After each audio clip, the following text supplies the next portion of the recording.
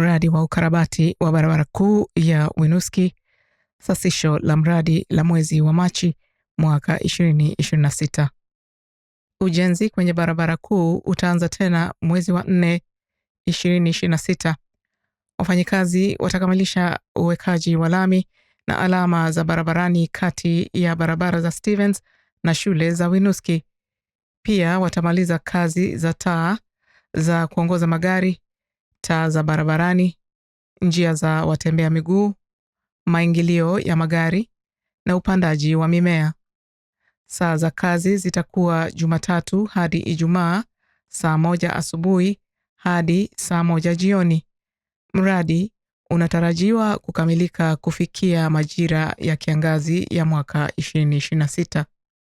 Barabara kuu haitapunguzwa kwa njia moja ya kupita magari kwa saa 24 kwa siku kwa ajili ya ujenzi mwaka huu, na magari hayataelekezwa kupita barabara za Tigan au Weaver. Badala yake, wafanyikazi watatumia kufunga sehemu za pembeni ya barabara na njia za magari, kubadilisha mwelekeo wa njia, kuruhusu magari kupita upande mmoja huku yakiongozwa na wafanyikazi, na kufunga kwa muda mfupi mitaa ya pembeni kwa kutumia njia mbadala za muda. Tembelea winooskivermont.gov Main Street kwa sasisho za mradi. Ikiwa una maswali au wasiwasi kuhusu mradi huu, piga simu nambari 802-595-4399 au tuma barua pepe kwa info@winooskimainstreet.com. Pia katika mwaka huu kuna ujenzi unaoendelea karibu na sehemu ya kutokea barabara kuu exit nambari 16, yaani ile njia inayowawezesha madereva kuingia au kutoka kwenye barabara kuu. Mradi huu unajulikana kama mradi wa Diverging Diamond Interchange.